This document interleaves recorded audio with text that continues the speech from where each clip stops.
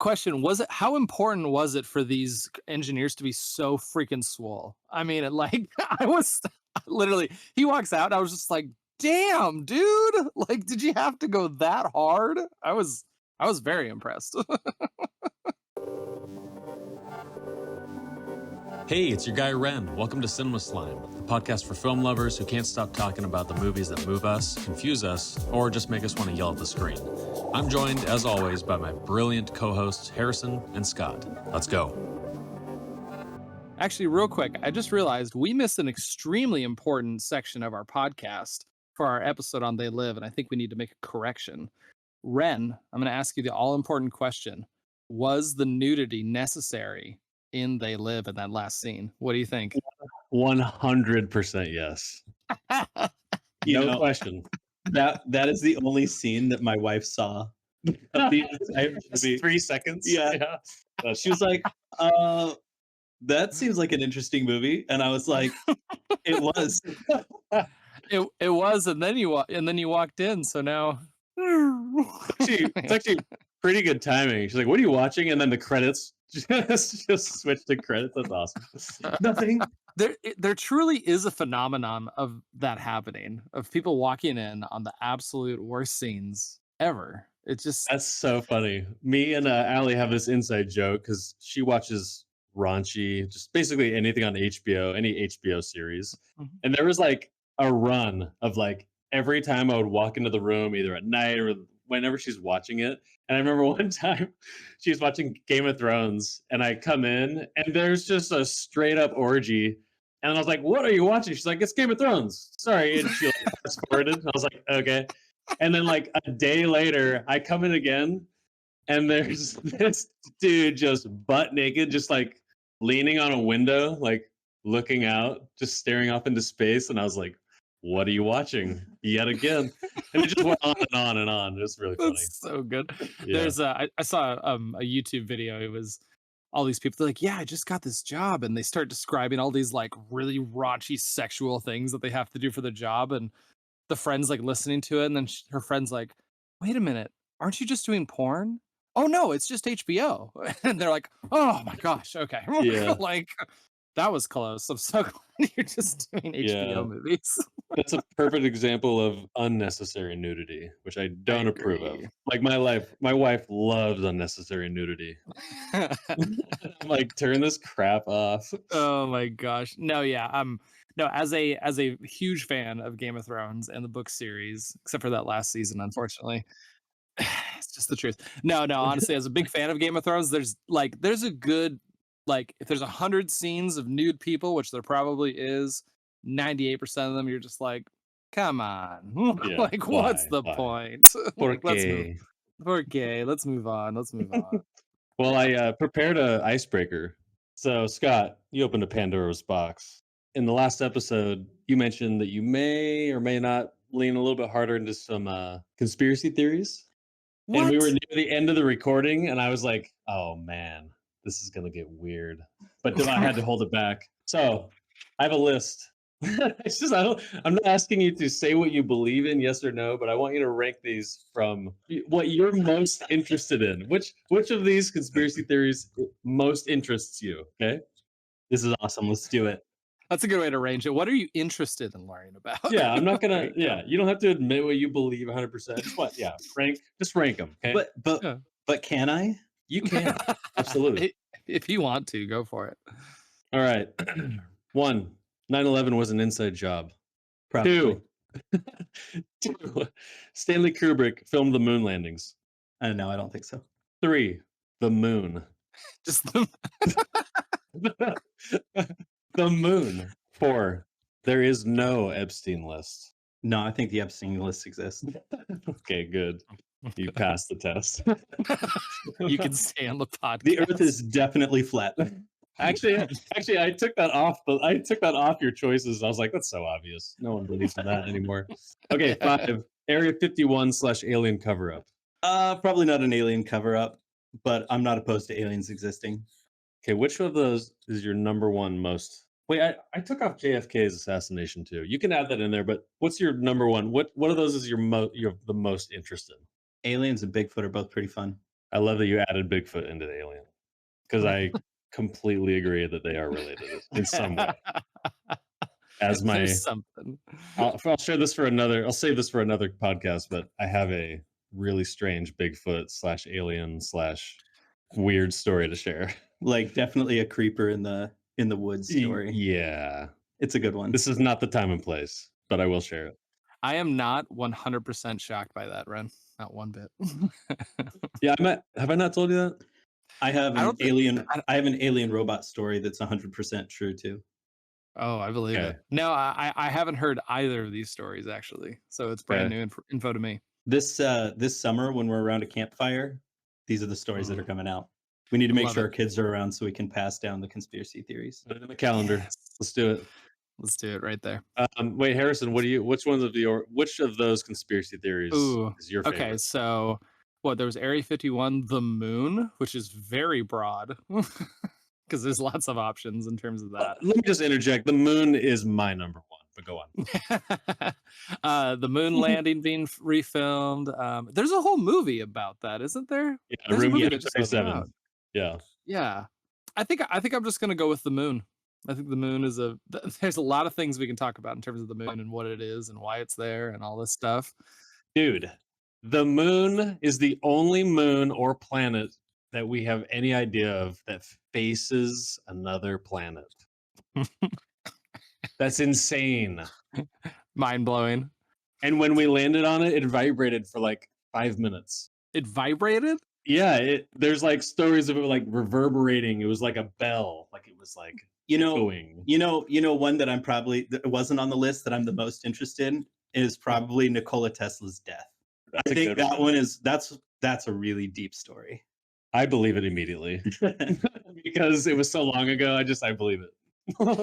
By the way, I literally just wrote a quick short story in my head of when we landed on the moon. They landed on it, it vibrated, and it actually is just a giant bell. And it like it's gonna bring in like a new colony. They're like, it's ready for you now. This is announcing that you can come to Earth now. You rang? I mean, I did watch Yes. 2001: A Space Odyssey. So Yeah. next step, Ah, Europa.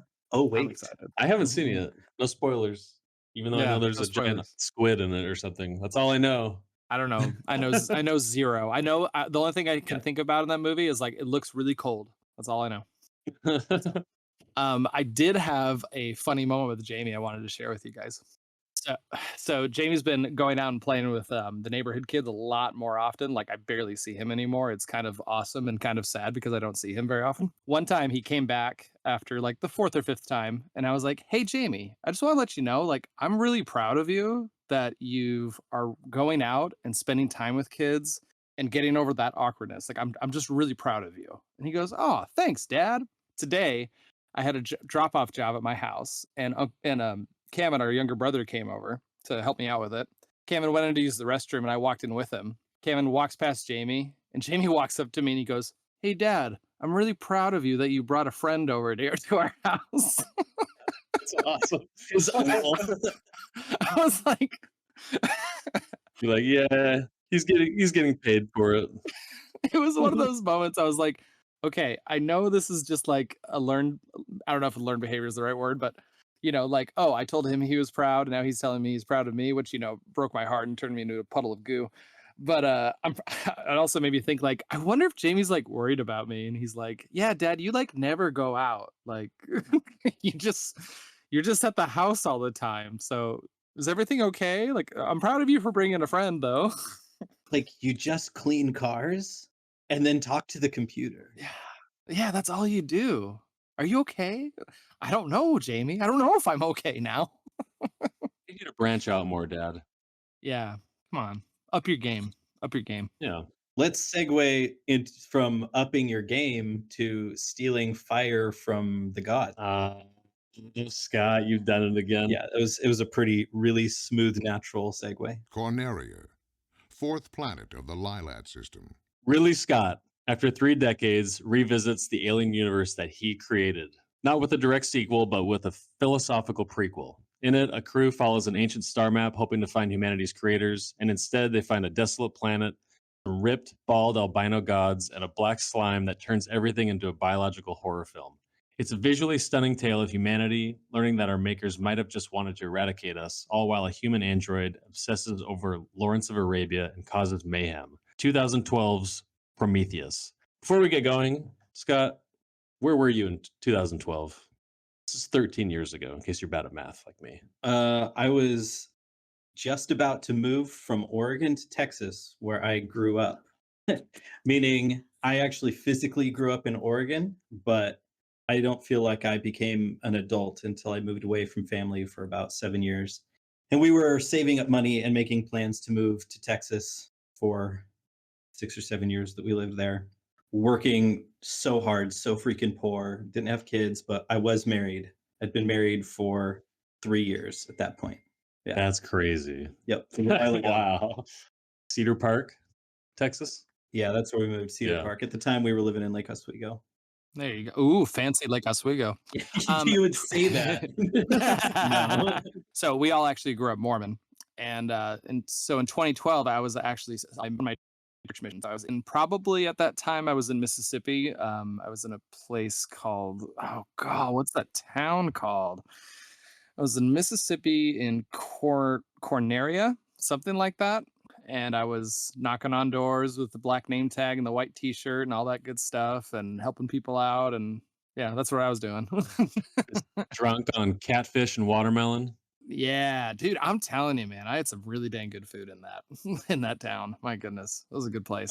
My parents are very Southern. Both were born and raised in Alabama, and I have Southern food in my blood, and in a good way.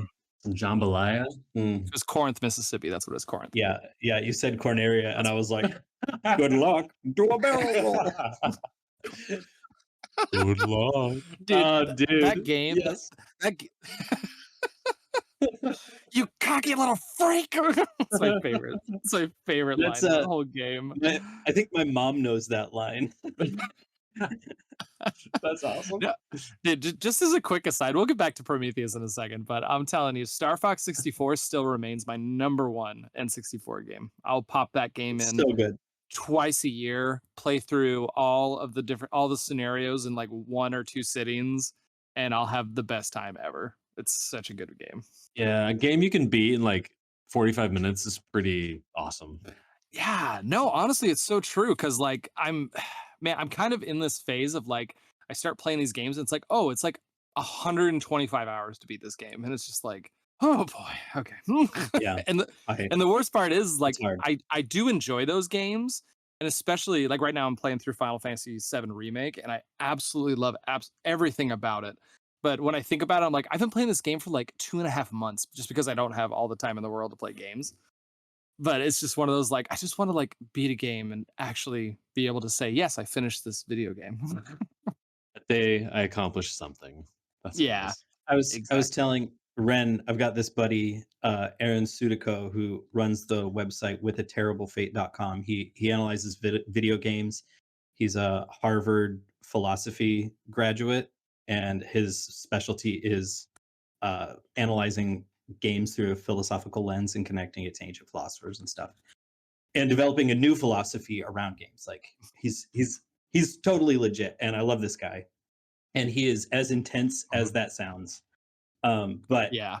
I've had this debate with him before because he and a lot of analysts on that site analyze JRPGs a lot because there's just a lot of depth to them. But like they're so untouchable to me. Like I cannot justify that amount of time playing a Yeah. game. And so I was always like, oh, the Switch has the best feature. It's the sleep button. You don't need to pause the game and walk away and no one touches it. You don't need to save it, anything. It just goes to sleep, you know?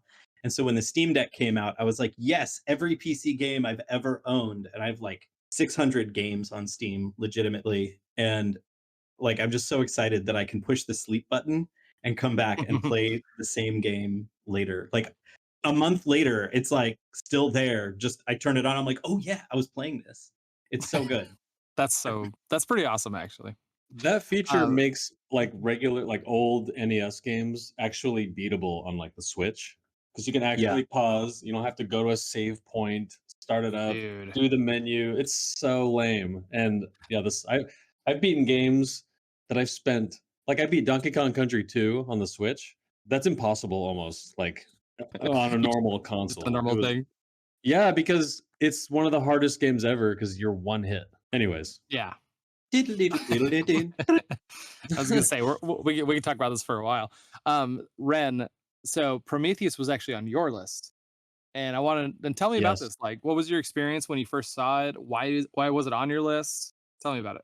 So the first time I watched this movie was I just bought it blindly. I think it was I'm pretty sure it was during COVID and just looking for something to watch and it was on sale for $5. I was like, "Hey, Ridley Scott, it's got to be good. I like Charlize Theron. Should be fun." And I had no idea that it was had anything to do with the Alien franchise and I had never seen any Alien movies. So I bought it, watched it, and by the end of the film, you know, I don't know if I want to skip all the way to the end, but it basically reveals that there's an alien creature being created by this insane last scene of the movie we'll get to. I don't want to skip to the Yeah. end. But Yeah. this started this alien film fascination with me, and it was completely on accident. So it was like kind of a little special for me in a way because I felt like I'd like uncovered something all on my own.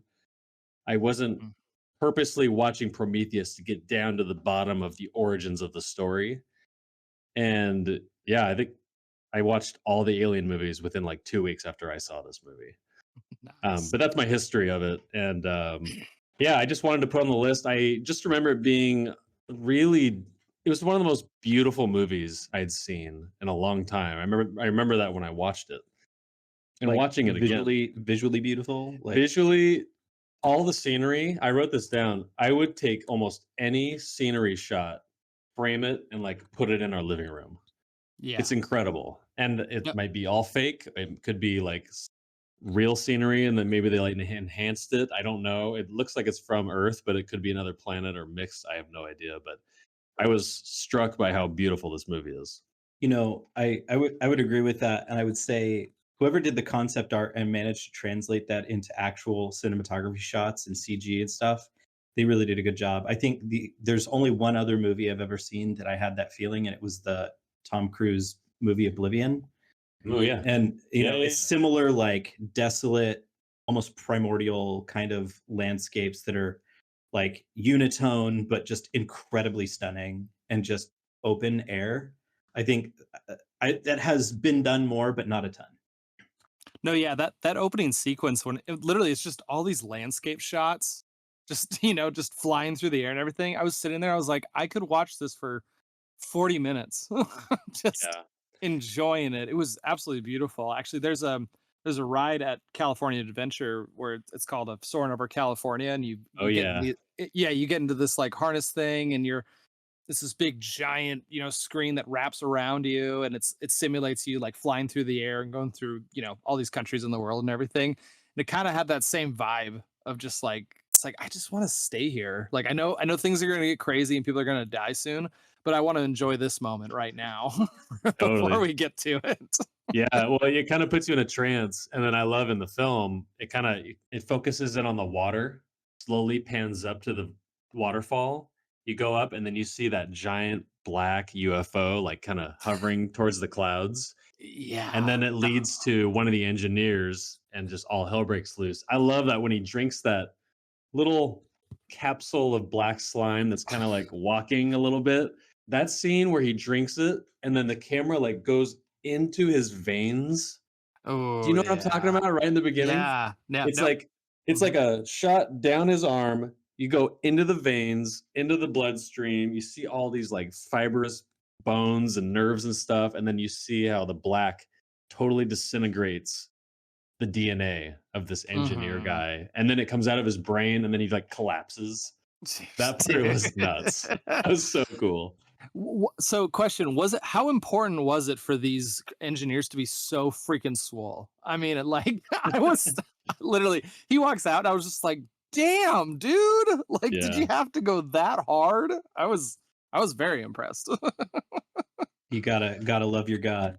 Oh yeah, yeah. pretty much, pretty much. So I'm just kind of curious. So this movie, there's definitely some stuff about it that I was like, I'm not really sure what's happening and what's going on. I was a little confused in parts of this movie. And Okay, actually, that opening scene of him doing it, drinking that stuff and dying, I don't know if it was like, hey, we made this thing. I wonder what it does. Oh, it's killing me. Okay, I'm gonna fall into the waterfall now. Like I was So like, Harrison, okay. Harrison, this is a really good segue. You tell me, what's your experience with this movie? This is the first time you've watched it, right? Yeah, yeah. This is the first time I've watched it. The only so just as a quick background, the only other experience I've had with the Alien movies is I watched Aliens, the second one. I watched it at my buddy Philip Mackley's house, and it was literally just like, "Hey, we're gonna throw on Aliens. Anyone can show up and watch it." And I was like, "Sure, why not? I got nothing else to go do." So I went over there, and I mean, from what I remember, the second Aliens movie is just a lot of guns and a lot of people dying and a lot of Yep. aliens getting shot. Yep. Like that's really all I remember from it, and it was amazing, and I loved it. But in terms of like the lore of the Alien universe and like what's happening there, I guess I've seen Alien versus Predator, but I feel like that's kind of like a fan fiction tack on, maybe. I don't know. So I remember when I first watched this, I didn't know about any of the human android aspect. Like basically every alien movie has like a half human, half robot character Mhm. throughout almost every alien movie that I could think of. I had no idea, and I almost turned this movie off when he's all by himself in the ship and he's like riding his bike and he has the I basketball and he like love that. swooshes it. Yeah. When he I did love that, that I scene. almost turned the movie off because I didn't understand that he was a robot.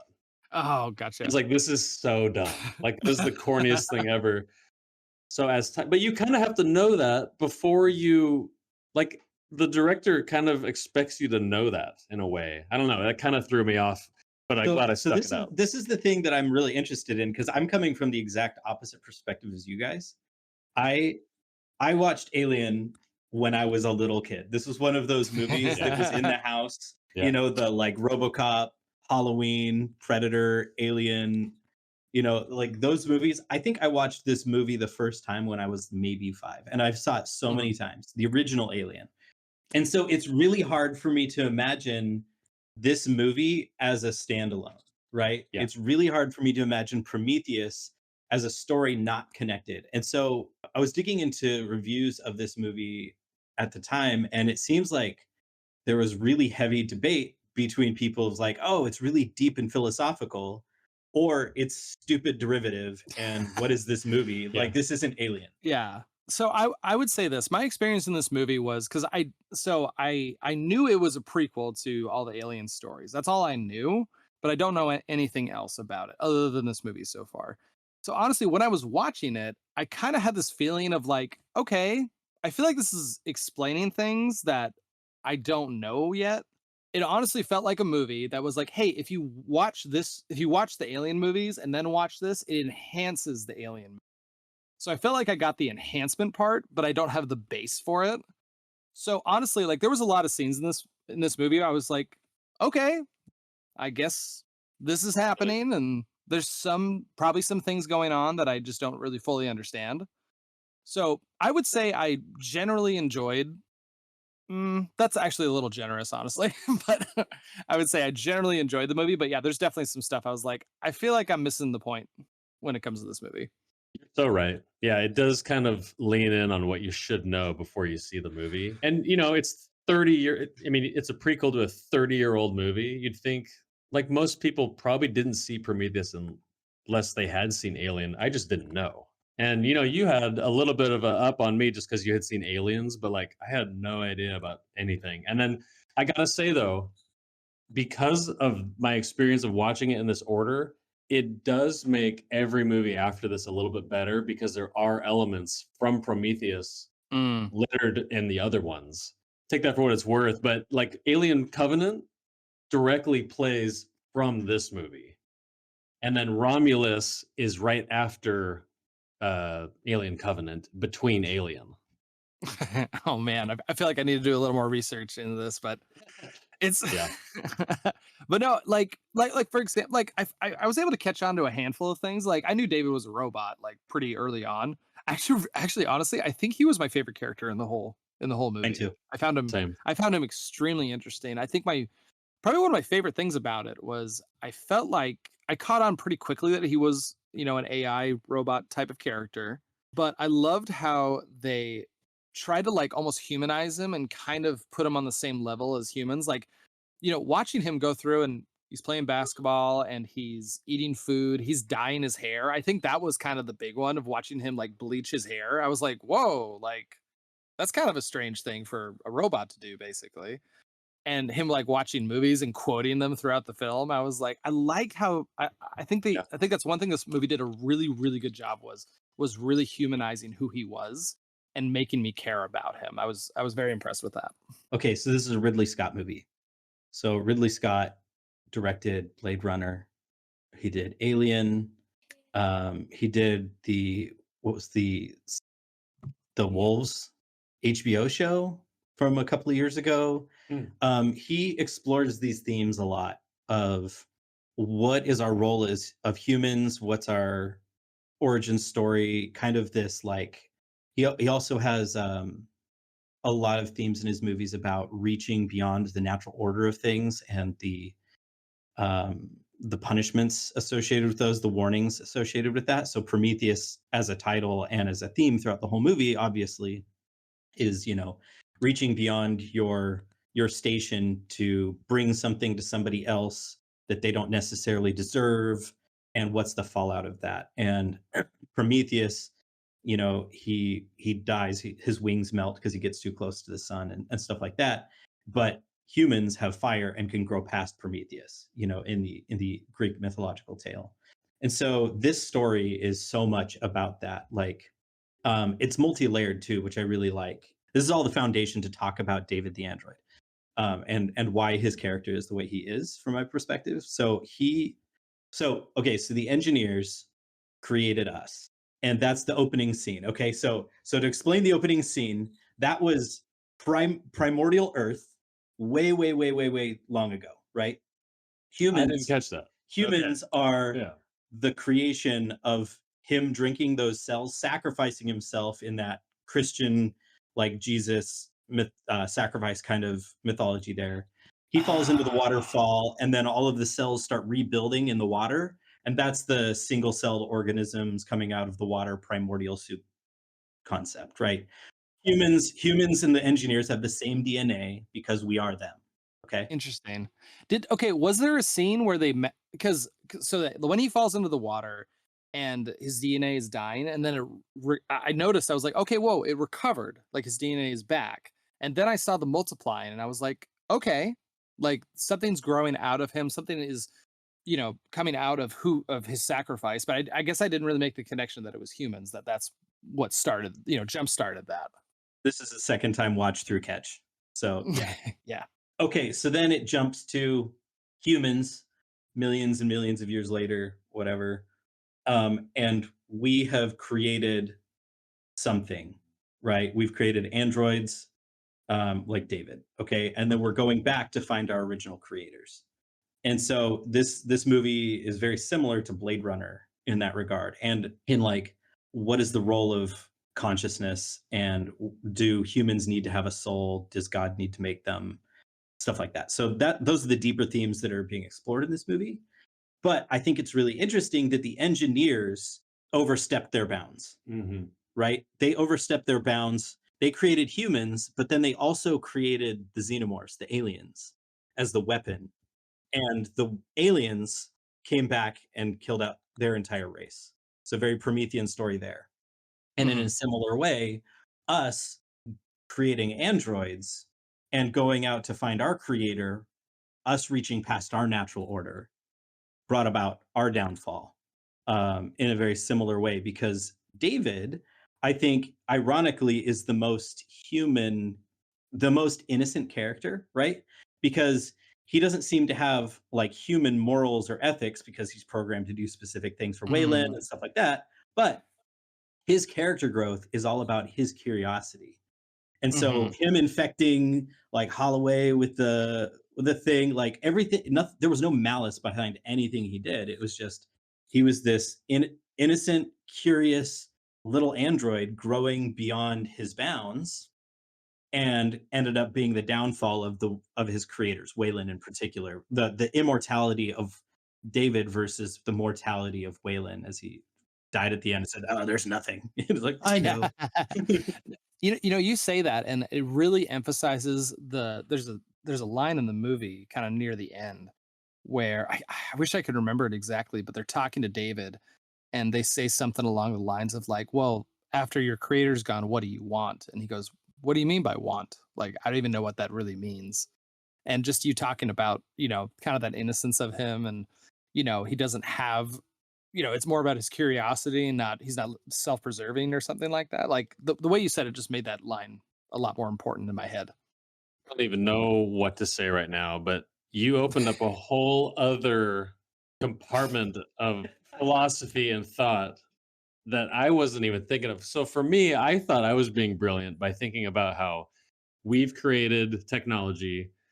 Technology is trying to do what we do. And then in the end, it just kind of like by following man's orders, it screws everything up.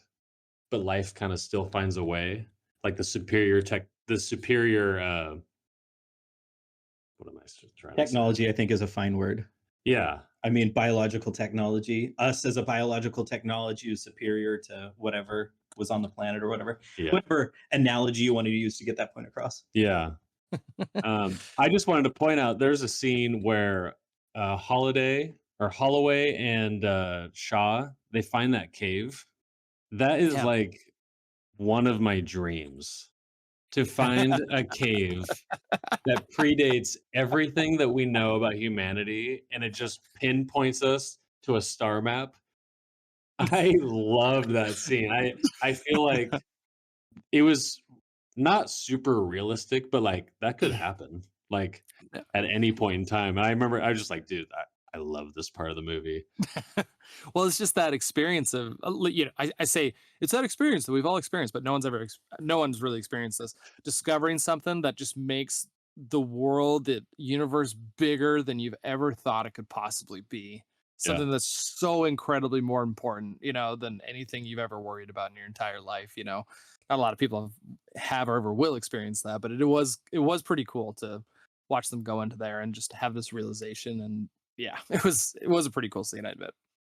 I love that theme throughout this movie, even with the chaos and the like questionable actions of different people. You're like, Gosh. what? Yeah. I love that deeper theme that throughout all of it, pushing further into the unknown because we just have to know deeply biologically, I think is really, really important.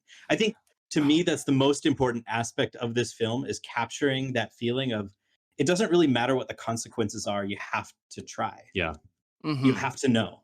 So yeah, I'm having this brain blast moment. Like, okay, it's near the very end of the movie. They go back to the dome. They go and wake up the engineer, and they're like, "Hey, David, like you need to communicate with this thing." And then he rips David's head off. Yeah. Is that the engineer just being like, "Oh, you guys really effed up, and you went way farther than you were supposed to be," and that was Okay, his okay. reaction to it. So this is one of the ambiguous parts of the movie, right? Because at the very beginning, it's like this sacrificial Jesus figure comes in and creates life Mhm. on Earth. We're 100% DNA progeny of this swole albino bald dude, right? That melts himself for all of us, for mankind. And then it's like, wow, let's go find them. And they're building these like massive, horrible bioweaponry things to destroy Earth Yeah. thousands of years later. Like, I don't know, like why? Why were they doing that? And that's never revealed. And it's not really important. It's just it's the question of fallible creations, creators, our bounds, and stuff that Ridley likes to explore in his movies. Like, I think that's what gives this movie its depth and why I forgive the whole first half of the movie, if I'm being honest. Yeah. Yeah. Um, because it does give me questions to ask and contemplate about our existence, and it's interesting. I'm just gonna like throw this out here. I don't think this is a great movie, right? I think it's an entertaining movie. I think it's a high production movie. The whole first half, I was like, every action or line somebody said was just like, what? Why is everyone so pissed off at each other? Why is this guy so angry that he's a geologist that loves rocks? Like, why did that guy pet a prehensile alien on a planet? Just like all sorts of while he does it. like so many dumb decisions. And then from the midpoint on, it's like, well, okay, it's all the chaos, all the fallout of everyone being dumb, but we also get to explore the deeper philosophical questions. Mm. And I think, yes, it's derivative of Alien and stuff, but I think it's also because of Alien and its surrounding movies and like Ridley Scott in general. Like, there's debate whether or not this is also a sequel to Blade Runner, like, and not just a prequel to Alien. And Scott's not said anything either way, but it's interesting how his themes connect his stories just as much as the events connect them. Hey, just popping in here real quick. Remember to like and subscribe, and also leave a comment where you can. We'd really appreciate it. All right, back to the show.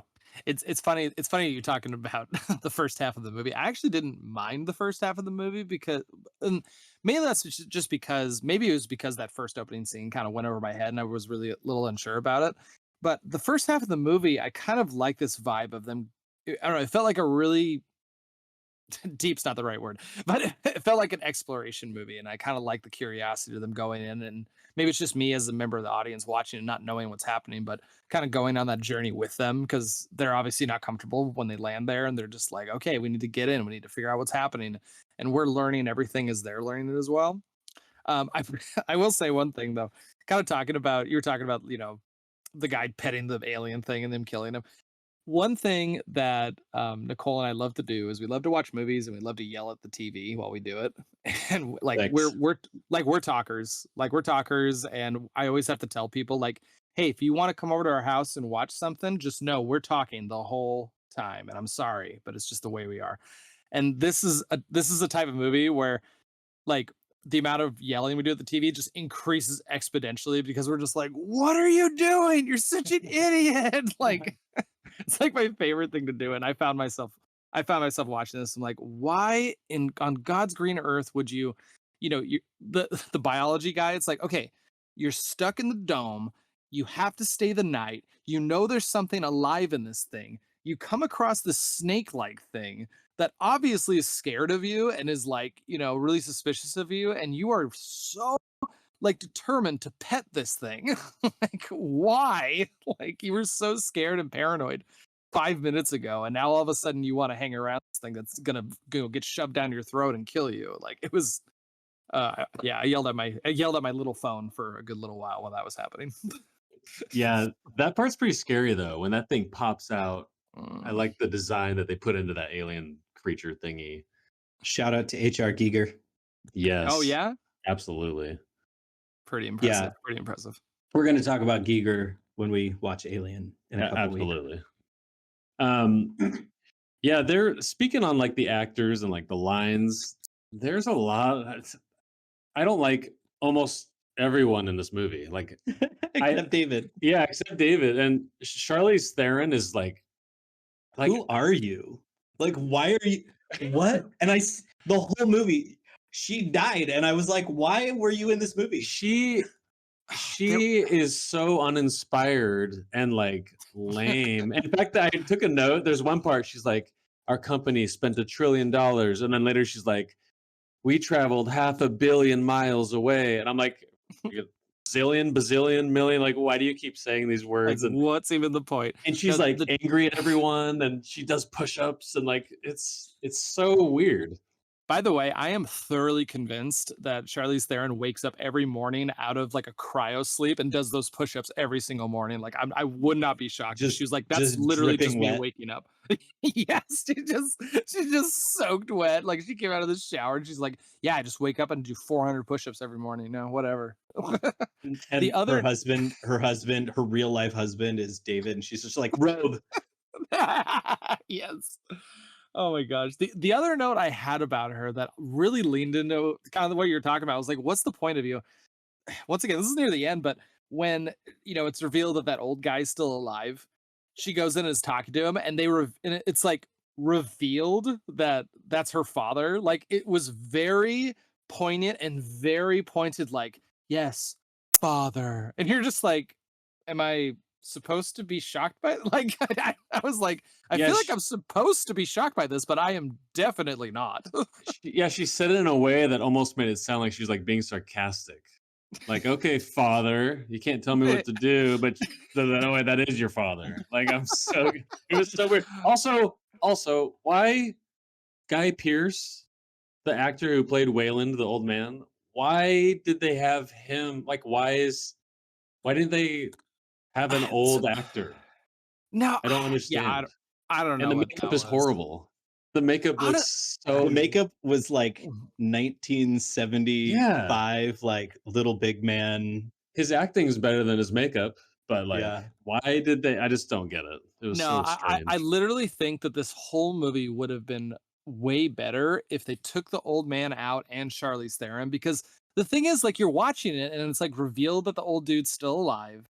And then you realize you're like, oh, so the whole reason for this trip is because he wants to go and meet the creators so that he won't die.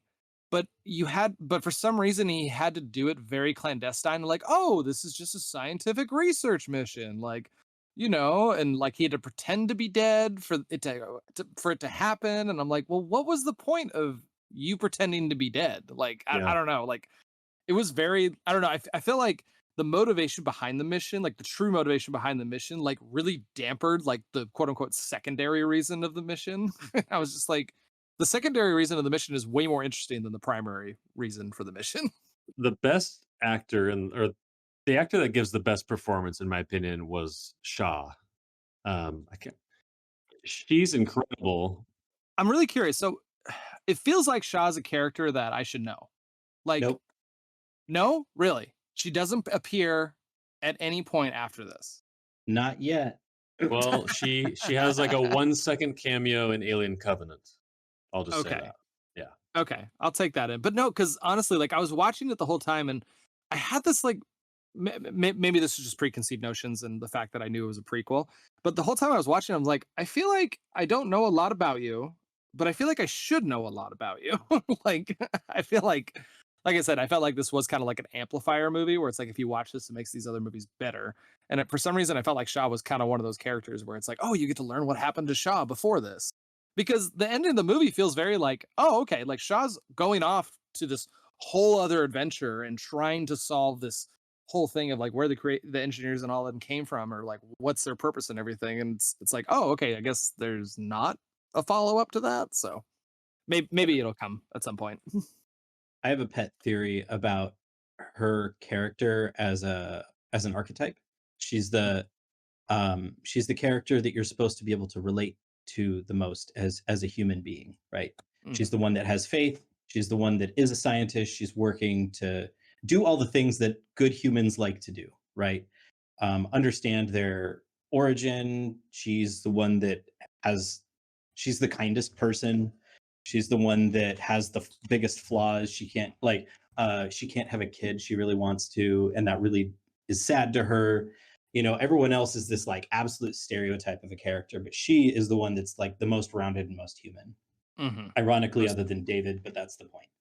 And so yeah, between right. David and Shaw, I my pet theory is that the characters that we relate to the most are the ones that we feel like should have bigger stories. Mm. Um, and so I love that you brought that up because I've been like spinning that in my head, and I look at the relatable character, the Harry Potter of a Yeah. story, or whatever the case is, and go like, this person could be in more stories, and I'd be happy to see it because they have more growing to do. Yeah, no, honestly, yeah, she definitely was the most interesting person in the movie. I thought her scientist boyfriend, dude, I thought he was just a prick the whole time. And when he Yeah, I died, I was agree. like, okay, like I'm like, it's terrible because he died and like it can lead to infecting other people. But but I was like, okay, that's fine. He's dead.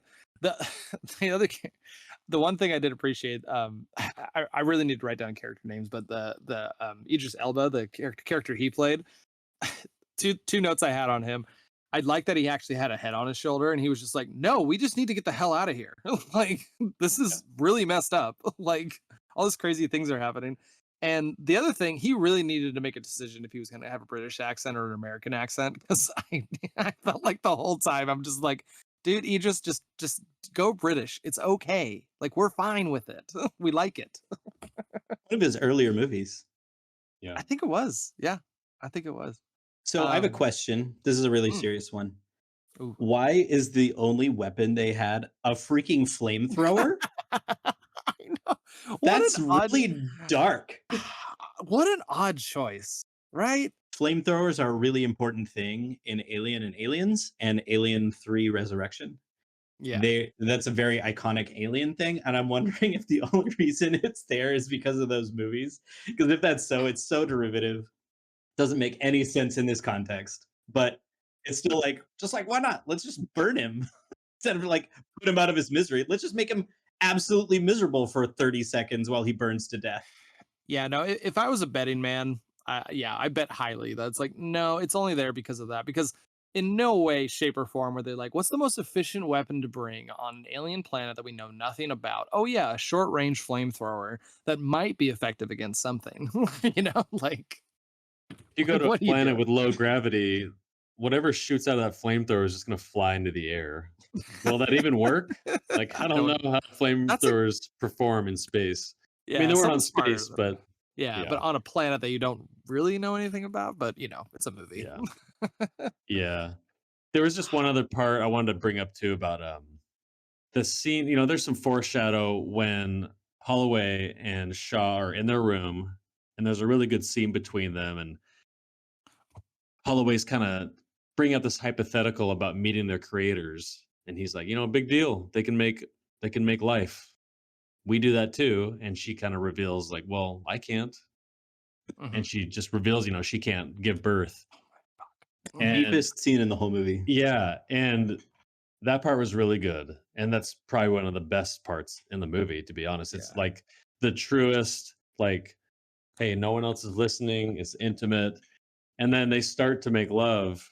And the best part about this scene is that it cuts. There's no sex scene. Do- There's no nudity, no side boob because it would have been unnecessary. And all it does is just kind of leaves you up to wonder until David asks her if she's had any intercourse lately.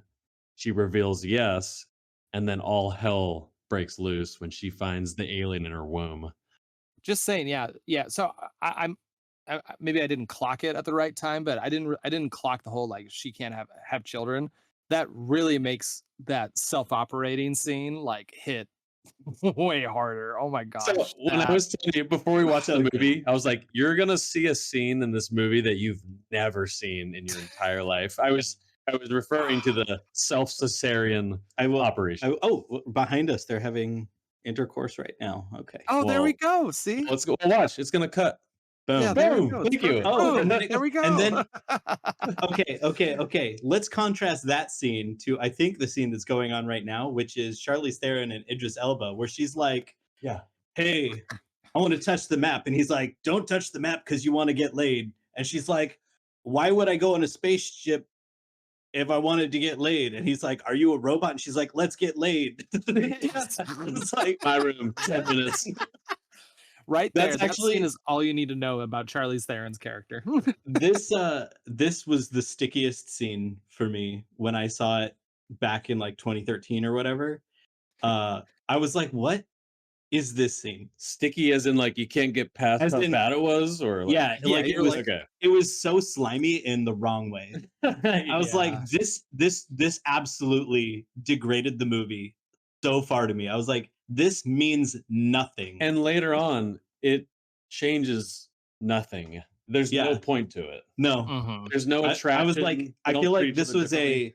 well, we gotta put in sex or it's not gonna sell. It's Charlize Theron, and it was like, Yeah. this absolutely ruined the movie for me the first time I No, saw it. it's so I true. did, in comparison to Alien, which we're gonna watch in 2 weeks, right? Mhm. Yep. In comparison to the honesty of that movie, this felt extremely frivolous and did Mhm. nothing for either of their characters. It Yeah. didn't prove a point. It was Zero. just there weirdly. Yeah.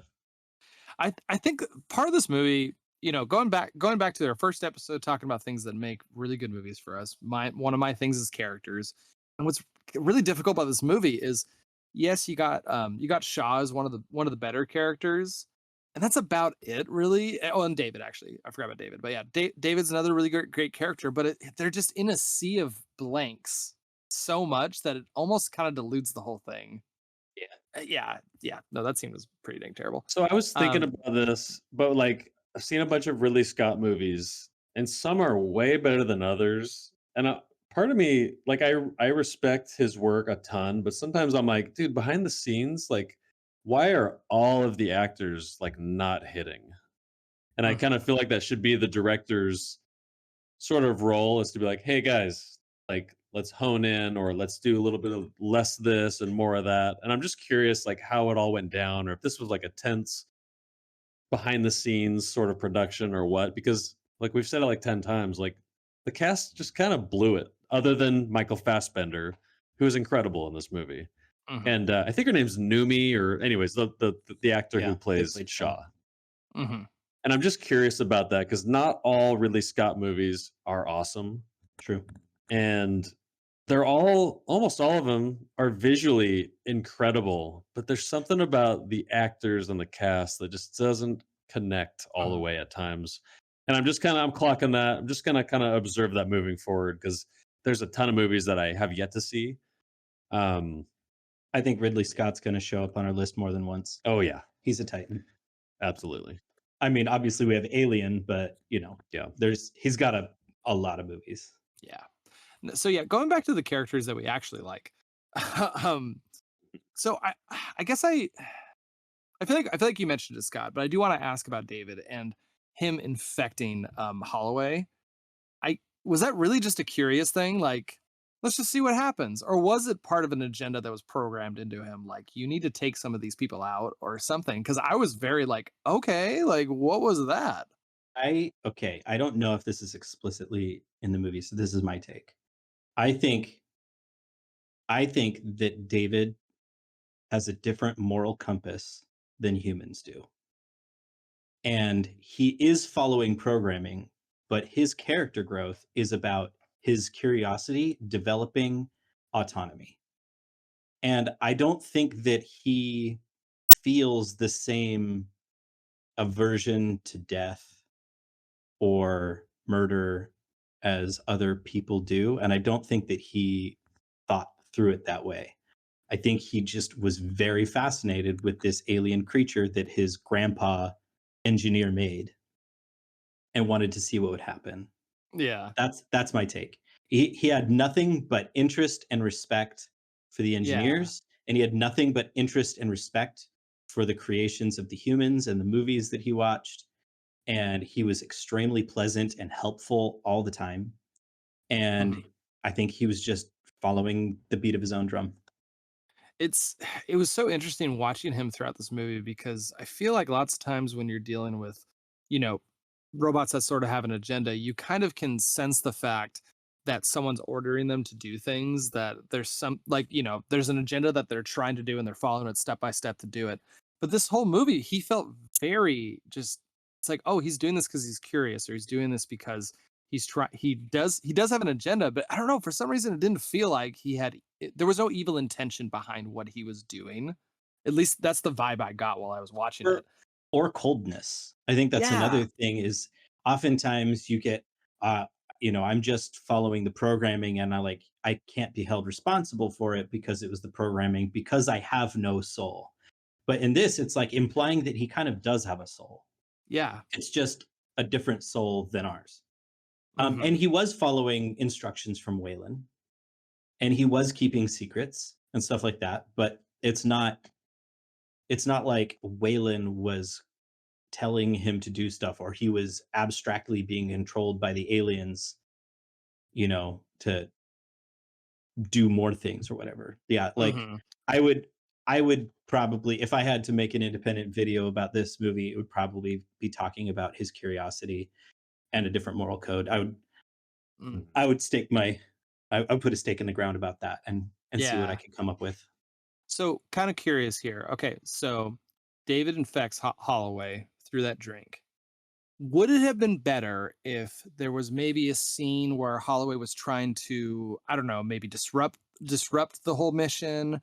Maybe would it have been better if David saw Holloway as a threat to the mission overall, and that's why he killed him? Would that have been better, or is it better the way it is right?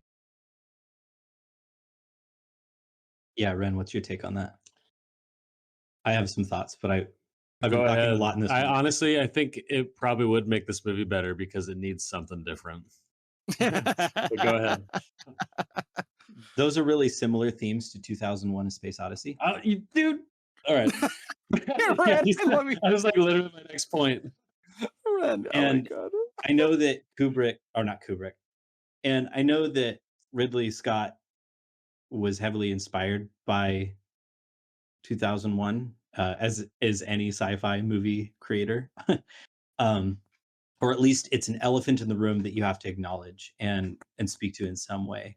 I kind of like that it's a different story because I've never seen this unique, curious kind of character.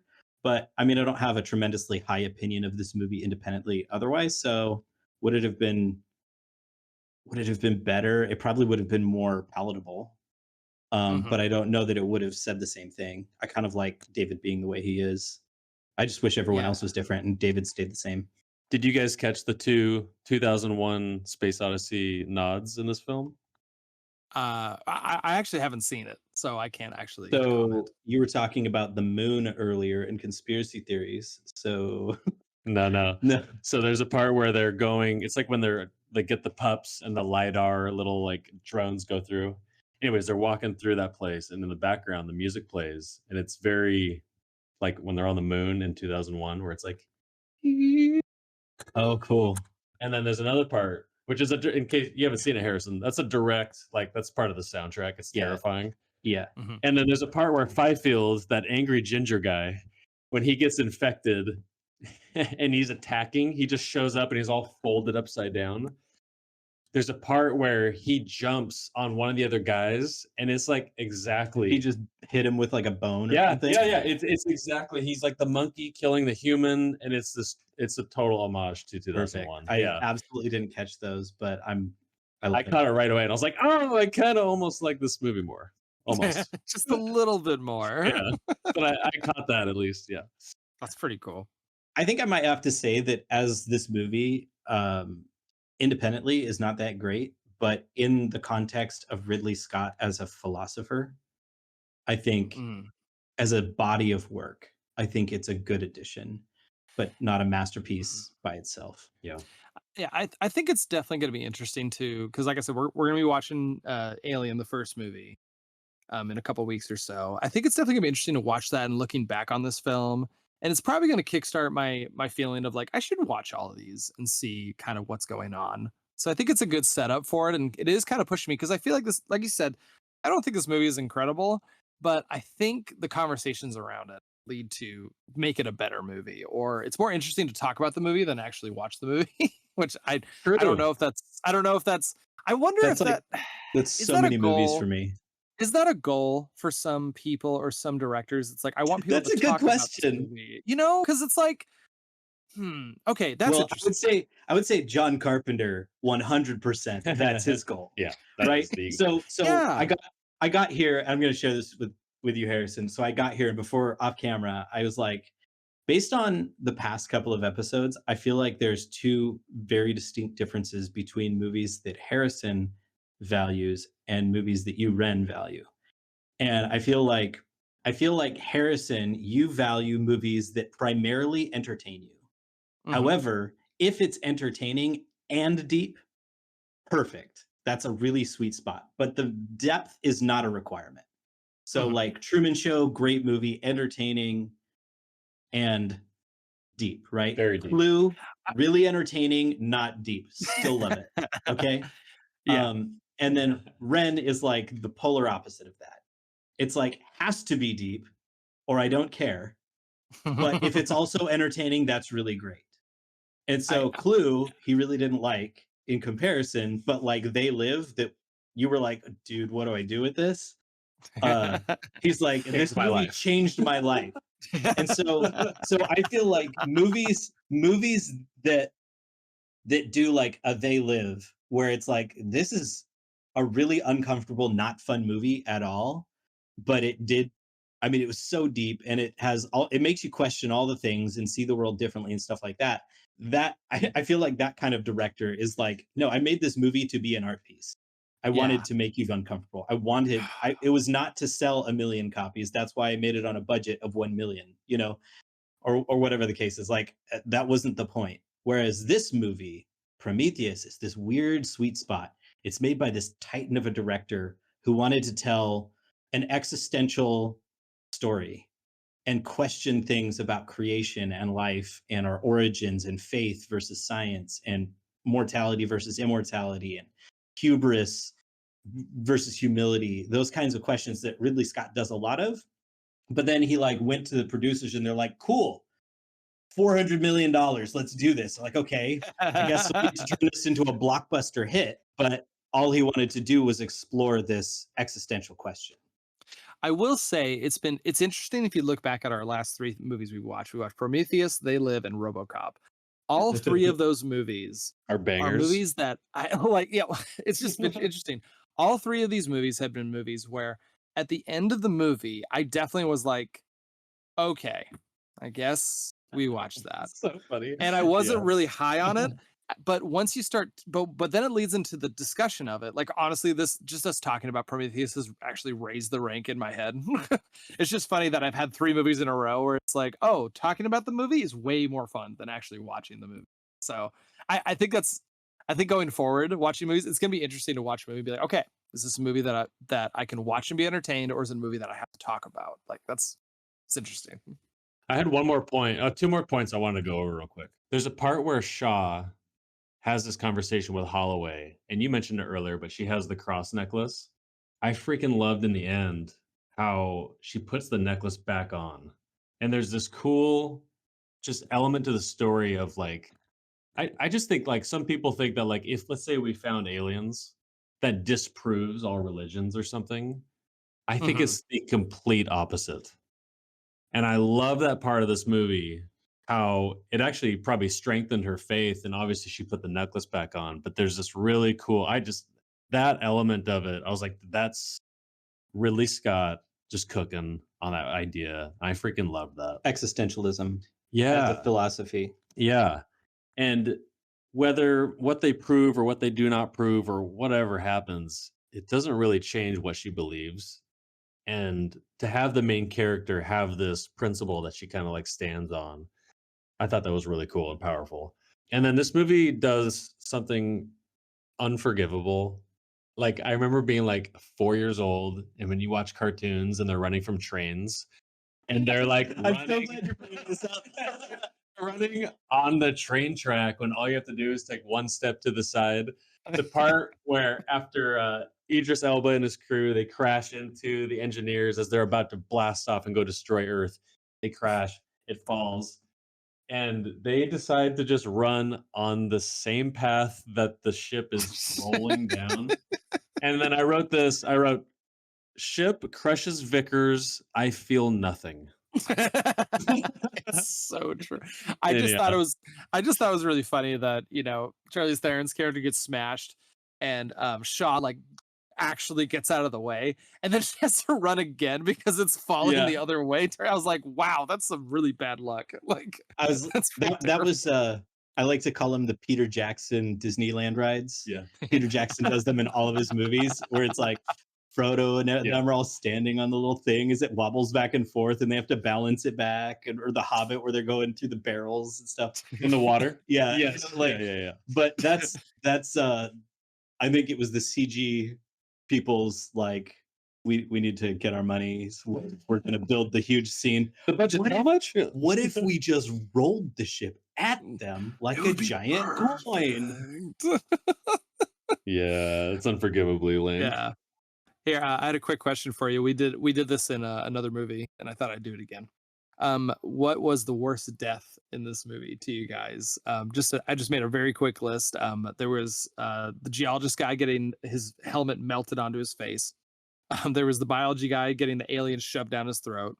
There was Holloway getting melted by the flamethrower, and then there was just a handful of like just freaky big alien people beating up on humans. Like, You forgot Fifield, the guy who gets, I think he gets burned, and then and then his mask like sticks to his Yeah, face, yeah, and then no, and then they peel off in that like giant truck and run him over.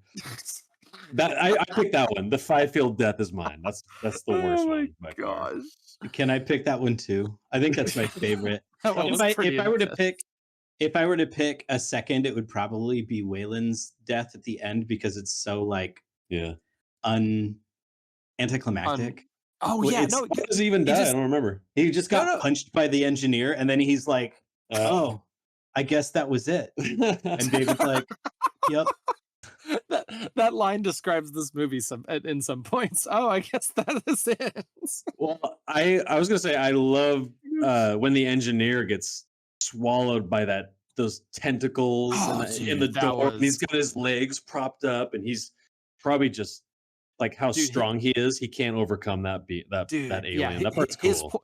his point of view, looking right Yes. into the mouth of that thing, I was like, "Oh gosh, I feel so uncomfortable right now." Yeah, I can't wait to watch Alien. This is gonna be so good. it's gonna be I'm awesome. ex I'm excited. I think it's gonna be really fun. I wish this movie was as good as the effects and the beauty and the shots and everything that Ridley Yeah. does. It's so cool. So, would you say that like what this movie actually needed was just better characters? Would you say that was kind of the main thing that needed to happen? Better characters and a better first half to set up the point of I think it needed to decide what it was gonna be. Maybe a little less character. Maybe Like, the crew is a little just too much. There's like just have 4 characters going to Europa to discover what's there, like in Europa Report. whoa, Like, no spoilers, man. Yeah, hold up. Hold Come up. on, man. Don't want to give Whoa. off too what have I soon. done? I ruined it. I'm sitting the next episode out, guys. Sorry. Just done. It's Just ruined. done. No, Okay. yeah, that's a good question though. I don't know. I think it just more focus. I think that's Yeah. what it just needed because it's so sporadic and like clunk. Not it's actually not clunky, but there are some abrupt choices. No, But yeah. I think if you knock Charlize Theron's character out, or maybe just elevated it a bit, yeah, there's like two crew members, like the two crew members who die with Idris Elba while they're crashing into the plane.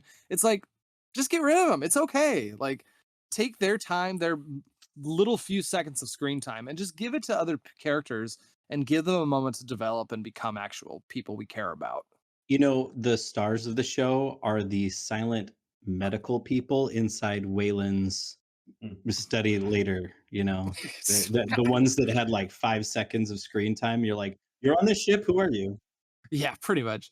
Okay, I will give you one moment that I just lost it, was when David gets his head cut off and he's laying there just talking. And yeah, at the moment when she picks his head up, puts him in the bag, and he's like, "Hey, sorry about this." He's like, "It's okay." And then she zips him in the bag. Yeah. yeah.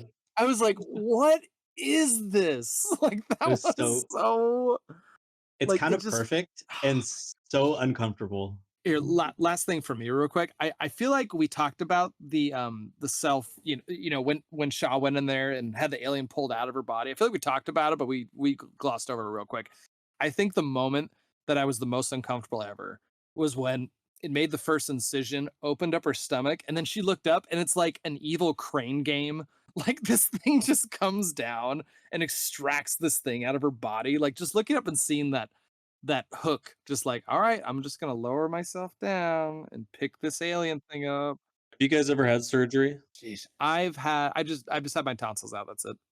Okay, No, I mean, I've had surgery that I was asleep for, but when they spray that yellow stuff on her skin, I can smell that. It's so gross. And yeah, that scene's wild. And like I don't know what this says about me, but I showed that scene to I think my son was like 7 at the time. Oh my I gosh. was like, I "Hey, love this it. isn't real. This is all fake, it's special effects, but you have to see this." And then I told him we were watching this, and he was like, "Is that the movie where they cut the baby or the alien out of her stomach?" I was like, "Yeah." He's like, "That part's cool." I was like, "Nice. I'm glad you remembered that." But yeah, that Dude, is extremely slimy. But like the way that they pulled that off was, I mean, to me, pretty realistic. it's literally And happening behind you guys, by the way. that was yeah, and It's it's literally happening right now. dude, yeah, the actress, she nails this part, It's and so it's dude, it's the insane. panic and the amount of sweat on her just really blew my mind. By the way, little sexist, I can't believe that that machine was like, "Hey, this isn't actually set up for females." I was like, "What? Like, well, I what the think hell that is that makes that?" it makes her even more badass because then she had to like while she's in the middle of this, she doesn't go like, "Oh, I guess I need to find another way to get." She's just like, "You know what? I'm going to program it to do it anyway manually." Yeah, And she's it's like, all right, like, abominable, cavity, foreign object. Okay, blah, blah, blah. And she's just like dying inside the whole time. Oh god, jeez. Yeah, the Yeah. claustrophobia mixed with the sweat, the surgery, and alien coming out of your body. This is uh, body horror. this is body horror. This reminds me of The Fly. This reminds me of Alien. This reminds me of whatever trash you watch, Red. Videodrome. Yeah. I wonder how long Videodrome's gonna live. It's gonna be in your head It's forever. immortalized in my brain. Yeah, So it'll never go we're away. coming up to the end of our time. Yeah. Mhm. Harrison, you want to close us out? Yeah. Okay. So you know what, the conversation that you just, you basically telling me what kind of movies I like and how we, and the kind of movies Ren like. I think that kind of made me realize this. There's a rating. Basically, it's like how entertaining was the movie and how fun was it to talk about it. That's really what it is. Because I want to be honest with you. When I finished watching this movie, it was like a 2, honestly. It really was really low for me. I just didn't there was stuff that just didn't click with me. The conversation around it though really elevated it. Kind of has a very similar feeling to They Live, honestly. That feeling of like, I was trying to articulate how I was rating They Live, and I don't know if I got it across very much, but I feel like this is like a 2 on the entertainment value, but like a solid 4 in the discussion and the how it makes you think and the ideas behind the movie and what I feel like Ridley Scott was trying to get us to think about. And after talking about it with you guys, it definitely is elevated. That being said, I wouldn't be shocked if I watched this movie again, just because I feel like I learned a lot just talking to you guys about this movie. So I feel like if I watch it again, it'll actually elevate it by quite a bit. So I wouldn't be shocked if I watch it again. I don't. If someone came out to me and said, "Hey, should I watch Prometheus?" I'd probably be like, watch the Alien movies first. you know, do all that stuff. Watch the Alien movies first and then go back and watch it, but don't watch it right off the bat like we did. I don't think that was the optimal way to do it. So yeah, I'm gonna say 2 on the entertainment value, but solid 4 in the discussion and kind of the interesting. When you dig into it, it makes it more interesting. Yeah, when I first watched this, it's funny. Like I remember the cesarean section scene, and then the ending where that baby alien is revealed, and I'm like, "Holy crap! This is an alien movie." I remember those two things more than anything else in the film. And yeah, I think similar to you, I didn't love it. I was like, that was a long movie. It just felt like so epic and too long, and like not climactic. I think I'll give it a 4 out of 5, but it used to be lower. It's gone up a little bit more for me over time, but it still just falls on its face. Like, but I can't. Yeah, a 4 is pretty good for me. Yeah, I think I I feel that's fair because you can feel the effort. You can feel Mhm. what Ridley Scott was going for. Maybe he didn't pull it off, but like, is that really his fault? It's a team effort. And then we've already talked about the cast. Maybe if everyone was just clicking, this movie would have been freaking amazing. Yeah, 4 is. I feel solid about a 4 if we're gonna rate every movie. 4 out of 5. Yeah, I would say similar. I think I think I said it earlier in the podcast. Probably my conclusions. I think I managed to understand what I was trying to articulate about halfway through this podcast. So I would say, as a philosophical work that's part of his larger body of art, I think it's probably a 4. As an Mhm. independent movie, I didn't hate it, but golly, I really didn't like it. I think I think the movie is stunning visually. I think it's extremely high quality visually. Although I'll be honest, I kind of like a trigger moment for me is movies that are filmed in this teal orange look. It's very artifact of its time. It places it in the early teens of movie making. It's just very color graded to me. It looks very color graded, very fake, and it looks like every other movie or sci-fi channel show that came out at the time. So that kind of cheapens the visuals to me just because it looks like everything else. But that said, mad props to everybody for the work they did do. I just think cohesively it's a little clunky. If I had to give it a single rating, I will actually rate this one because it's an entertainment product primarily. It's rateable. It's rateable. Yeah. like Yeah. I would probably put it at a 3. Just I I might watch it again in the future, not because I loved it, but because I don't have anything against it. All right. Well, looking forward to next week. We got Europa Report. I've never seen it. It's from Scott's list. And Harrison, you have not seen it, correct? I have never seen it. I do know that Beauty. Scott really likes it. I feel like I remember you talking to me about it. Either I don't know. Have you watched it recently? Is this a recent movie No. you watched? No, No. I watched it when it was brand new. It was Gotcha. an indie movie that showed up on Netflix, and it was just one of those like Netflix original when that was Mm. new, like obviously 2013. And I was home alone and I put it on. I was in Texas, very newly in Texas. I put it on and I cried. I cried. I'm so excited. That's I'm great. excited for this. I'm excited for this, guys. Real men cry, Yeah. Yeah, especially pretty much. especially at movies. I mean, even if real men don't cry, I'm gonna say real men cry, so I feel better about myself. Absolutely, you gotta. Most Well, definitely. cool. Well, thanks for everything, Harry. Thanks for recording everything, post production, and I think we covered it all. Hopefully, our conspiracy theory rapid fire doesn't get us canceled or something. Who knows? Hey. We'll see. Dun dun dun. Everyone's We'll gonna be see. curious about the moon So now. hopefully Scott doesn't get us canceled, is what you said. I'm starting a moon cult. Just email me if you have any questions. All right. So I'm gonna call the moon down. There's a tree on it. You have to wear a mask to go up to the moon. Sorry, Majora's Mask. It's only $1,000 initiation, so PayPal, money order, whatever. It's all good. Whatever works. Touch your tongue to Whatever. mine for all of it. Oh my god. Thank you. That's it. Have an awesome night. We'll talk to you all soon. All right. Love you guys. Bye-bye. Love you. That's a wrap, and thanks for hanging out with us. Cinema Slime is a production hosted by Harrison Jensen, Ren Jensen, and Scott Sheppard. This episode was mixed, edited, and produced by Harrison with design and art by Ren. There's more slime coming your way, so don't forget to subscribe, share, and drop a comment. You can find us on all your favorite social media platforms with links in the episode notes, and on Patreon, we will have exclusive content and merch. Until next time, go watch a movie.